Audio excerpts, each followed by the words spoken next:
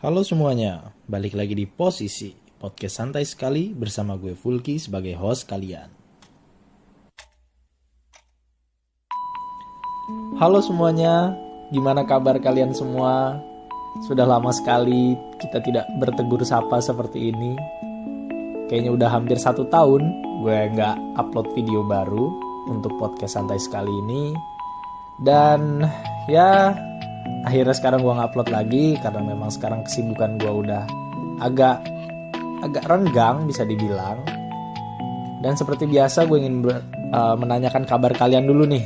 Gimana kabarnya? Semoga sehat-sehat selalu. Semoga dalam keadaan pandemi yang sekarang kita alami sekarang ini, kalian tetap bisa stay optimis dan tetap semangat menjalani kegiatan kalian sehari-hari. Kenapa gue bilang tetap stay optimis, bukan stay positif? Karena sekarang konteks positif ini kayaknya bisa dibilang udah agak sedikit berubah makna gitu. Sekarang konteks positif ini bisa dikonotasikan sebagai sesuatu yang negatif. Karena dalam keadaan pandemi ini kita banyak disuguhkan tentang hal-hal ya terpapar COVID itu kan dibilangnya positif COVID itu. Jadi sekarang kata positif itu terdengar agak gimana gitu, karena di berita-berita ini kita melihatnya kata positif itu dikonotasikan sebagai kata yang negatif. Oke, terlepas dari itu, hari ini gue pengen ngebahas sesuatu yang menurut gue cukup menarik ya. Cukup menarik yang gue sendiri mengalaminya gitu. Jadi gue itu akhir-akhir ini alhamdulillah dapat rezeki untuk bisa membeli rumah atau mengambil rumah di daerah Bojonggede sana. Dan banyak teman-teman gue yang nanya kayak, wah gila Ki, keren banget umur segini lu udah bisa punya rumah. Gue pengen bisa kayak lu. Wah keren banget umur segini lu udah bisa ngambil rumah, nyicil rumah. Gue pengen bisa kayak lu dan segala macamnya. Terus ada yang nanya tipsnya gimana. Nah, jadi sekarang di sini gue mau ngebahas hal tersebut.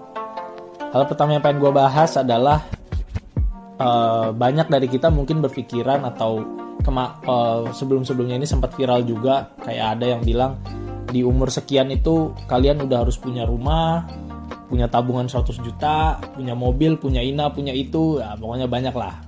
Dan menurut gue hal kayak gitu tuh ya nggak benar gitu. Kita tuh nggak dipatok sama suatu umur atau suatu momen, kayak di umur sekian, di momen sekian kalian harus punya ini, harus punya itu. Menurut gue nggak kayak gitu sih. Karena ya menurut gue start orang itu beda-beda. Privilege orang beda-beda. Jadi ya gue bisa dapat rumah di umur gue yang sekarang ini bisa dibilang karena privilege juga gitu. Karena kebetulan alhamdulillah gue punya channel atau link untuk bisa dapat rumah yang cukup murah dengan kualitas yang baik, dan juga punya channel teman untuk pekerjaan yang akhirnya bisa ya nambah income gue sehingga gue bisa ngambil rumah itu dan untuk nyicil rumah tersebut. Dan juga kalau dibilang sih gue kan memulai bisnis juga. Jadi salah satu income gue juga dari bisnis gue bisnis usaha kopi lah sekarang, tapi insya Allah pengen gue kembangin jadi F&B, jadi gak cuma sekedar kopi, jadi ada makanan juga dan minuman lainnya juga gitu. Dan gue pengen ngasih tahu juga ke teman-teman bahwa kalian nih gak usah terlalu terfokus sama orang lain lah. Jangan selalu melihat ke atas gitu. Kayak berpikir bahwa anjir, orang ini keren banget ya gitu. Di umur sekian udah bisa punya ini, punya itu. Ya, lo kalau misalnya ngeliatnya kayak gitu, lo ngeliat Rafathar aja gitu. Di umur yang masih belia segitu aja dia udah punya mobil sendiri. Tabungan udah ratusan juta. Maksud gue kayak, ya setiap orang punya privilege-nya yang beda-beda. Jadi jangan samakan diri kita dengan diri orang lain. Jangan selalu melihat ke atas lah. Maksud gue masih banyak gitu teman-teman kita di bawah sana yang ya bisa dibilang tidak punya privilege yang sama kayak kita gitu. Mungkin kalian ngelihat ngelihat teman-teman gua yang lain gitu yang udah di umur sekian udah pada punya rumah, malah udah ada beberapa yang udah punya mobil, punya motor banyak gitu teman-teman gue yang lain. Cuma mereka ya maksud gue kalau kita terus melihatnya ke atas, kita terus melihatnya ke mereka ya kita nggak akan pernah merasa bersyukur gitu. Coba kita lihat ke teman-teman kita yang lain. Banyak teman-teman kita loh yang bahkan mau untuk nerusin sekolah aja, untuk kuliah atau sekolah itu masih susah karena tidak ada dana dan sebagainya macamnya gitu permasalahan di keluarganya. Jadi ya kita harus bisa bersyukur lah. Maksud gue nggak usah kita kotak-kotakan bahwa di umur sekian kita harus punya ini, harus bisa ini. Yang ada cuma stres doang kalau misalnya kita mengotak-kotakan hal tersebut. Jadi menurut gue konsep seperti itu salah. Mau kalian di umur berapapun suksesnya ya it's okay gitu. Mau kalian bisa kebeli rumah di umur berapapun ya it's okay gitu. Kebeli rumah, nikah atau apapun itu gitu. Bahkan gue berpikir bahwa untuk nikah sendiri gue nggak harus terpatok kayak wah pokoknya gue di umur sekian gue harus nikah, di umur sekian gue harus nikah. Enggak, gue mau di umur 30 ke atas kayak gue baru dapat kesempatan untuk menikah ya udah gitu. Gue nggak akan terlalu ini banget sama hal tersebut, nggak akan terlalu concern lah. Intinya gue mencoba untuk menjalani hidup gue fokus menjalani hidup gue, beribadah, berusaha sebaik mungkin, dan sisanya gue serahkan aja kepada Yang Maha Kuasa gitu. Mau nanti akhirnya bagaimana, yang penting gue udah ikhtiar, gue udah berusaha. Jadi kayak gitu teman-teman. Dan juga kalau tips untuk bilang misalnya minta tips dong untuk bisa kebeli rumah di umur sekian. Sebenarnya bisa dibilang gue tuh orang yang ya privilege juga sih. Gue merasa gue punya privilege gitu dalam beberapa hal. Cuma emang nggak sebanyak atau sehebat teman-teman gue yang lain gitu privilege yang gue punya. Tapi alhamdulillah gue bisa beli rumah karena ya gue berusaha gitu. Gue berusaha untuk mewujudkan itu. Jadi dari gue ya sekitar 2 atau 3 tahun yang lalu lah gue udah mulai mikirin gitu kira-kira gimana ya cara untuk bisa kebeli rumah gitu. Kira-kira gimana ya cara untuk bisa ngumpulin duit untuk bisa kebeli rumah. Dan gue akhirnya mulai bertanya-tanya kepada teman-teman gue yang udah pada punya rumah, kepada orang tua gue, gimana proses mereka pertama kali bisa kebeli rumah. Gue nanya, gue konsultasi gimana caranya, mereka ngumpulin duit dari kapan, terus habis itu prosesnya mereka seperti apa gitu kan. Ada gue nanya, dan akhirnya gue mendapat kesimpulan bahwa ya kalau emang gue pengen bisa segera punya rumah, karena emang tujuan gue kan gue berpikir bahwa gue pengen bisa hidup mandiri gitu setelah lulus kuliah. Artinya setelah lulus kuliah gue tuh gak pengen lagi ngebebanin orang tua atau terikat dengan orang tua. Gue pengen bisa hidup mandiri, gue pengen bisa tinggal sendiri untuk ya belajar juga lah, maksudnya belajar untuk nanti sekiranya gue nanti udah berumah tangga gitu, gue jadi udah biasa gitu hidup sendiri jauh dari orang tua. Jadi gue emang udah dari dulu kepikiran untuk kebeli rumah setelah gue kuliah gitu kan. Jadi karena gue udah berpikir seperti itu, akhirnya gue berusaha untuk mewujudkan itu. Nah, bentuk usaha gue adalah ya gue mau mulai bisnis gue.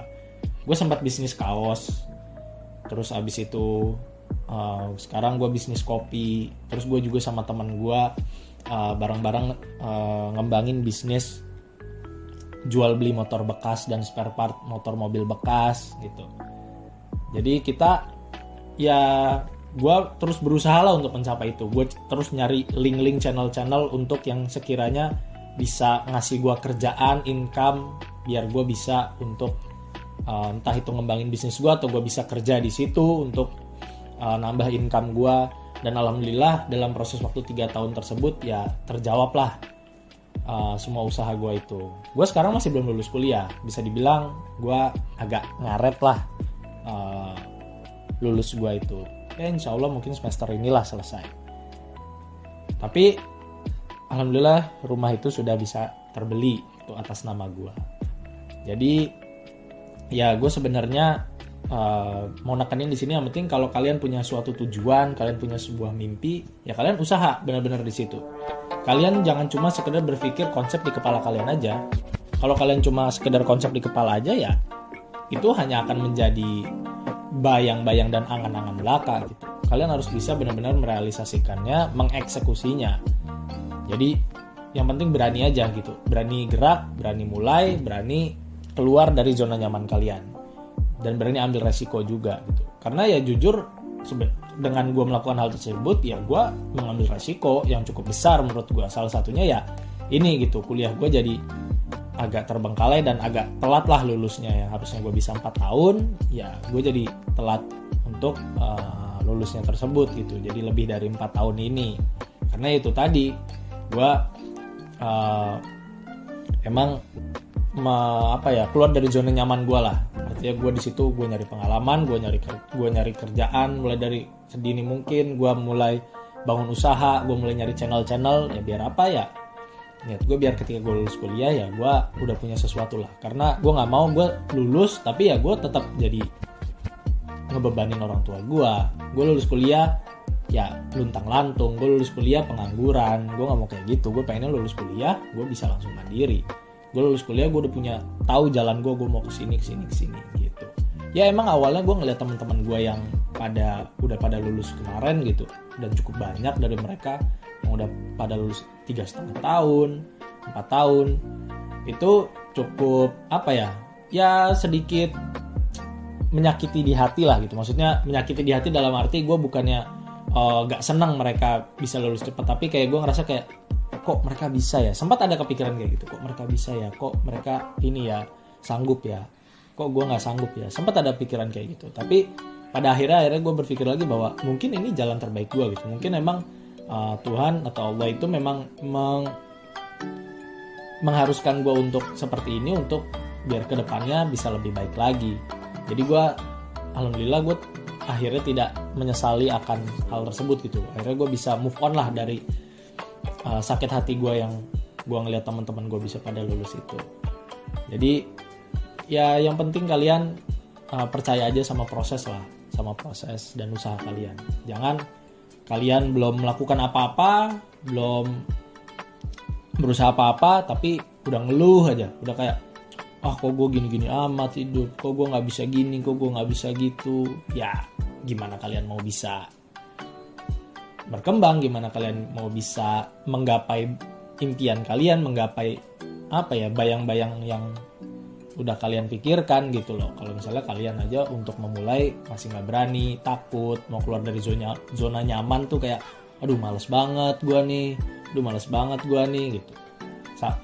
Sama yang mau gue tekanin lagi adalah jangan pernah berpikir untuk ketika kalian baru memulai itu kalian bisa langsung sukses, kalian bisa langsung banyak duit, kalian bisa langsung makmur gitu. Yang nggak gitu. Pasti ada proses yang dimana kalian jatuh, ada proses dimana kalian